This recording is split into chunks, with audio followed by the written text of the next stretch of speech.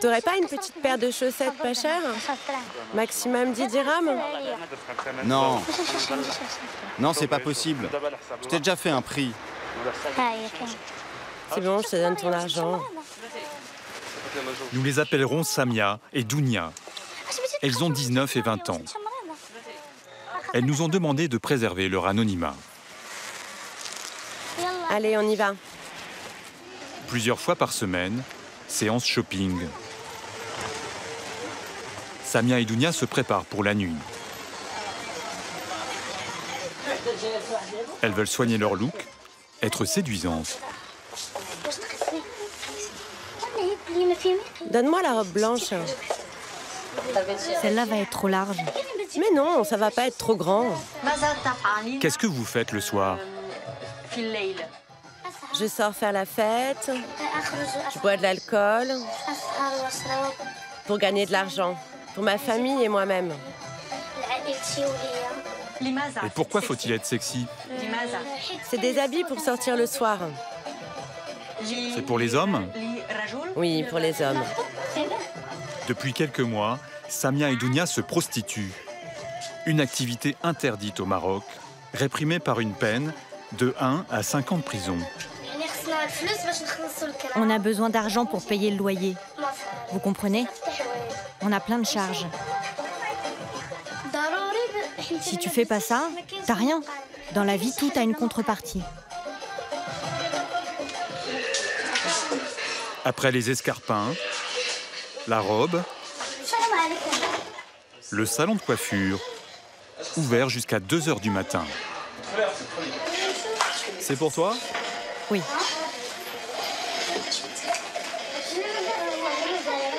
Je te fais un brushing?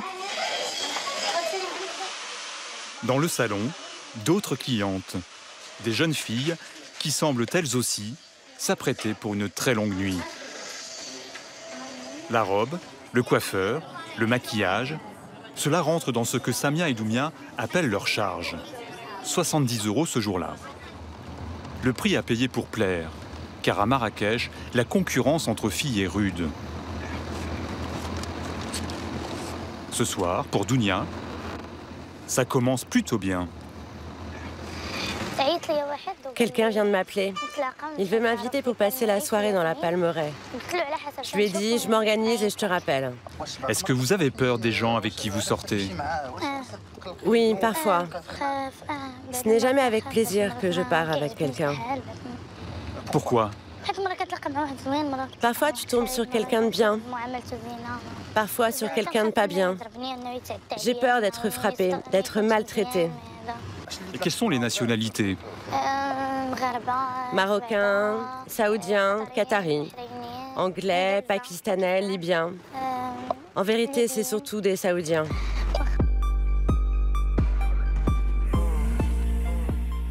À Marrakech, pour les millions de touristes qui se pressent chaque année, passage obligé par la place Jemaa el-Fna et son ambiance de marchand du temple.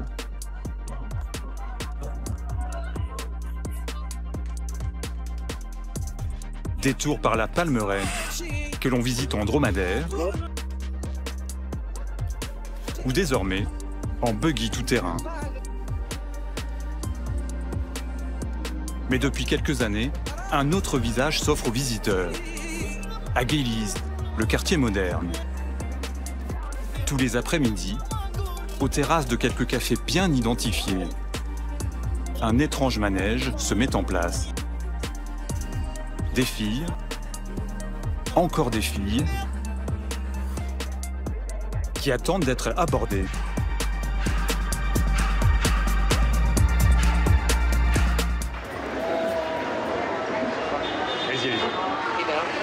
Oui, allez-y. Elles se font offrir un verre et donnent leur numéro de téléphone.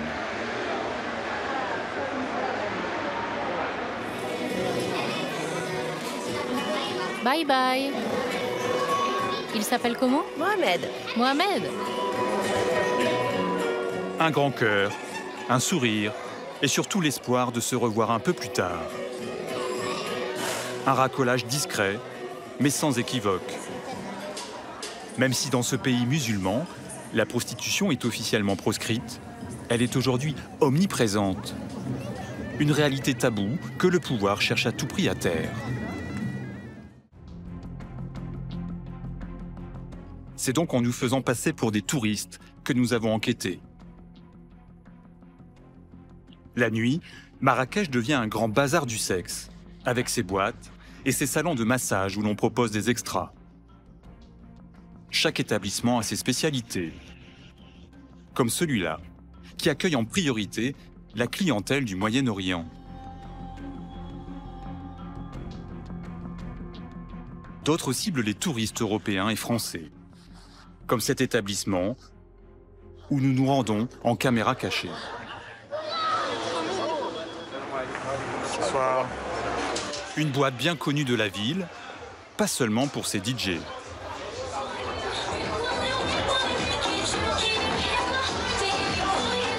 Plusieurs dizaines de jeunes femmes, en tenue sexy, se déhanchent ou prennent la pause en attendant un partenaire. Sur une musique assourdissante, les hommes, en rang serré, observent, repèrent, jaugent.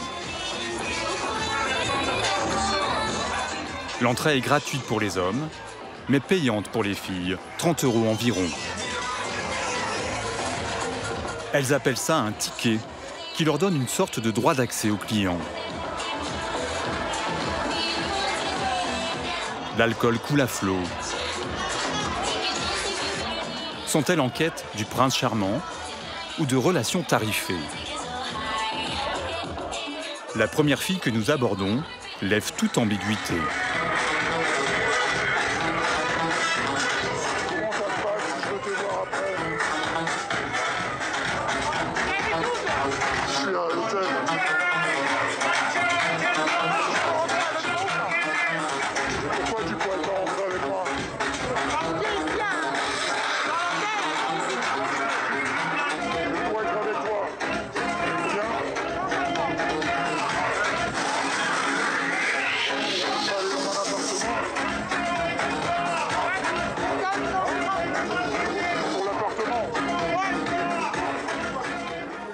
Aucun doute sur les filles, aucun doute non plus sur la vocation du lieu, dont nous croisons des habitués, des Français qui apprécient le spectacle. Franchement, on est sur notre planète. On a l'impression d'être dans un défilé de mode. Tirer à 4 épingles, des talons, des machins, des tenues, des trucs. Voilà, c'est le défilé de mode. Cet homme au polo gris, que nous appellerons Hervé, vient ici en vacances plusieurs fois par an. Moi, je suis entrepreneur, je viens avec des clients. Je viens avec des clients, je les emmène là, ils sont contents, ils prennent des filles, ils payent. C'est pas moi qui paye leurs filles. C'est entre 200 et 300 €. Surtout, tu négocies le tarif tout de suite. Oui, avant. Tu mets les choses au point tout de suite. Tu l'emmènes pas chez toi et après tu discutes parce que là t'es mort. D'accord. Va pas t'embarquer dans une galère parce qu'après tu te fous de la mort. Ouais, ça peut dégénérer. Si elles ont picolé un peu, si elles picolent quand même, si elles ont un peu picolé, t'arrives plus à les gérer, ça part en vrille, c'est le bordel. D'accord. Il y a une règle d'or, faut jamais être avec ta fille dans le taxi. Tu te fais arrêter en tutoie. Ouais, vas-y, je t'en prie. Il faut avoir un peu de liquide sur soi parce que des fois, si les flics vous arrêtent, il faut lâcher un peu de bachiche. D'accord. Et c'est genre quoi, 100... Ouais, tu vas lâcher 200, 300 dirhams. D'accord. C'est mieux que le guide du route. Un peu, ouais. Au Maroc, le client de prostituée peut être poursuivi. Mais les arrestations sont rares. Ce qui inquiète plus ces autres clients français, ce sont les filles. Elles seraient devenues dures en affaires. Il y a 5-6 ans, tu payais 100 €, 150 €. Là, tu vas voir une fille, il n'y a pas si longtemps on y était, déjà elles sont à 300, 400. C'est abusé, hein. C'est presque le prix d'une escort girl de luxe en France. Maintenant, elles te prennent 300 €, elles tiennent un coup, elles te passent. Elles font pas ci, elles font pas ça. Et si tu... il faut faire un contrat limite. Quand tu l'as entre les mains, et qu'elle te... C'est un peu comme un jouet que tu as. Si on te le reprend, quand tu te retrouves avec elle dans ton lit, qu'elle te dit ah bah non, je fais pas ci, je fais pas ça, ou ça c'est plus cher, tu dis allez, c'est pas grave, tiens, bah, si c'est, je te redonne. Des filles traitées comme de la marchandise. Lorsque nous dévoilons à ce client que nous sommes en fait journalistes, enquêtant sur la prostitution, ses propos sont encore plus cyniques. Un marché commercial. C'est un marché. Oui, un marché commercial. Et les femmes sont à vendre. Elles sont toutes à vendre. La fille, elle a gagné des ronds. Bon, même si elle ne prend pas de plaisir. Moi, je veux du plaisir. Je donne ce qu'elle veut. Il y a un échange. Elle gagne par soir ce qu'elle gagne en un mois si elle travaille illégalement. Vous avez des remords parfois? Non, non, parce qu'on sait chacun ce qu'on veut. Bah, on serait pas là, ça serait pareil. 2 heures du matin, la boîte ferme. Le groupe de Français se lève. Une prostituée les a rejoints. Une jeune femme que nous avons rencontrée dans la boîte, à qui nous avons expliqué la raison de notre présence. T'as envie de rentrer avec lui? J'ai besoin là. Donc tu vas rentrer avec lui? Oui. C'est obligatoire. À cette heure-là, les 1001 filles de Marrakech commencent à s'évanouir dans la nuit. Certaines sont sous la coupe de souteneurs, mais la plupart sont indépendantes. Des occasionnels, qui parfois rétribueraient des intermédiaires. Un business informel dans lequel les taxis occupent une place de premier choix. Il y en a entre 20 et 30 000 à Marrakech. Certains sont les chauffeurs attitrés des filles. D'autres arrondissent leur nuit en rabattant les clients vers les propriétaires d'hôtels de passe. Cet homme, habitué des nuits de Marrakech et de ses petites combines, est l'un des rares Marocains à reconnaître que la prostitution alimente toute l'économie locale. C'est partout, partout, frère. Tout le monde il vit là-dedans, voilà. De taxis, de videurs, de serveurs. Tu vois combien de familles là, derrière, là, elle vit en même temps, c'est ça. Parce que c'est une ville touristique, c'est comme ça. Mais même Paris, ça se passe comme ça aussi. Alors que notre témoin s'exprime depuis quelques minutes, nous remarquons un scooter stationné au loin, qui fait un premier passage derrière notre voiture.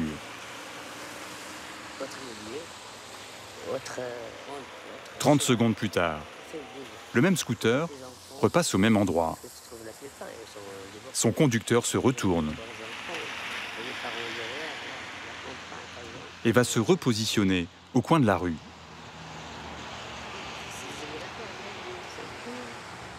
Notre chauffeur décide de démarrer. Qu'est-ce qui se passe? Qu'est-ce qui se passe? Mon père qui est depuis, on était là. On a fait toutes les affaires, je le mets à la voiture, je change la voiture, je reste tout seul. Comme ça, je ne prends rien. Et ça veut dire qu'il est bon. Pareil. C'est un sujet tabou, la prostitution. C'est très dangereux. Pour le tourisme de Maroc, c'est pas n'importe quoi, c'est pas un jeu. Il nous faudra plusieurs heures pour semer les policiers. Le sexe est devenu une industrie vitale pour Marrakech.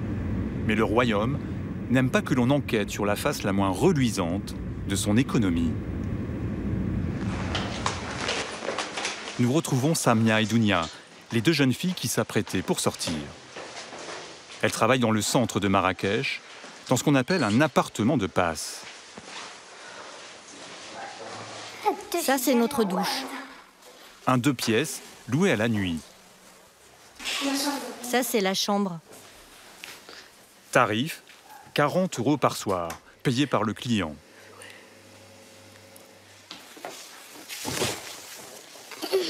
Samia et Dounia viennent ici 2 à 3 fois par semaine. Ne couche pas à ces fils, c'est ça qui rend joli ton jean. Elles reviennent sur les raisons qui les ont poussées à vendre leur corps. Moi, je rêvais d'être hôtesse de l'air. Moi, je rêvais d'être une styliste. Après la mort de mon père, ma mère ne pouvait plus faire face toute seule. En plus, mon petit frère est malade. Pourquoi avez-vous arrêté vos études? C'est mon frère qui me l'a demandé. Et pourquoi? Parce que ça coûtait cher. Combien? Entre 100 et 200 €. Et il y a beaucoup d'à côté. Les livres, les habits, toutes les charges. Est-ce que votre famille sait ce que vous faites? Non, je peux pas leur dire. Ils peuvent pas comprendre. Si mes frères me voyaient, ils me tueraient. À sa famille, Samia s'est contentée de dire qu'elle travaillait dans un hôtel.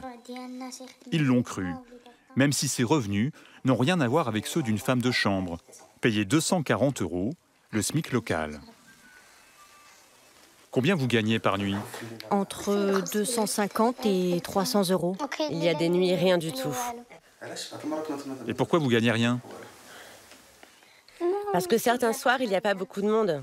Et puis parfois, les prix ne nous conviennent pas. Notre volonté, c'est d'amasser le plus d'argent possible, trouver un travail, fonder un foyer. J'espère que Dieu nous pardonnera un jour et qu'il nous aidera à quitter cette vie-là pour un avenir différent. La prostitution, un moyen de sortir de la misère pour ces filles.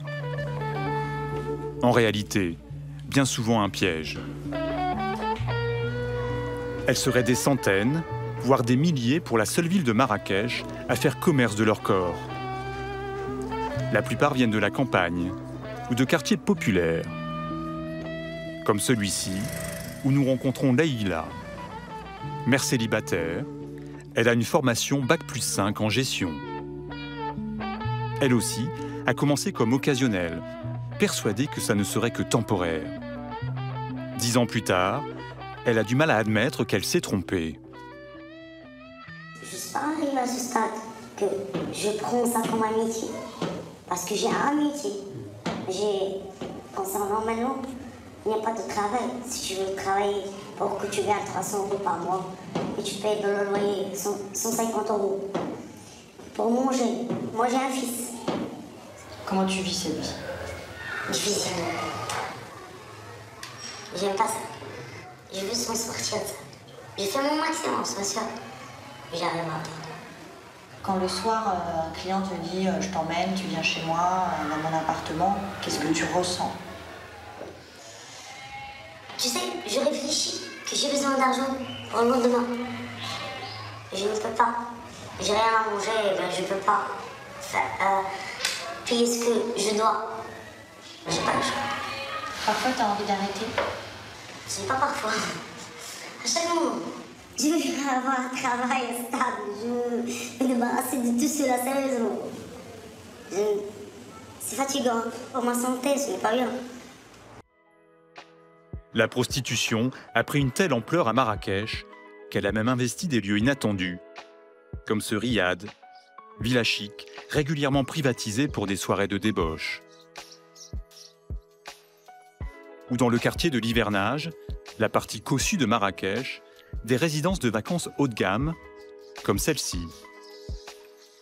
200 appartements, construits il y a 20 ans. En apparence, un lieu familial. Mais tous les jours, beaucoup d'allées et venues. Des locataires, en majorité du Moyen-Orient, saoudiens, qataris, koweïtiens. De nombreux appartements sont loués pour de courts séjours. Nous comprenons pourquoi à la nuit tombée. À partir de minuit, une autre activité, une autre population prend possession des lieux. Un défilé ininterrompu de taxis dépose des filles venues des boîtes de la ville. Elles viennent retrouver leurs clients au bas des immeubles.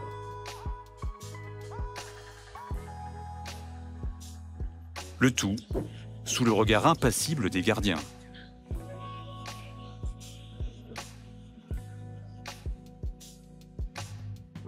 Dans les étages, l'ambiance est survoltée. Musique à fond, éclat de voix.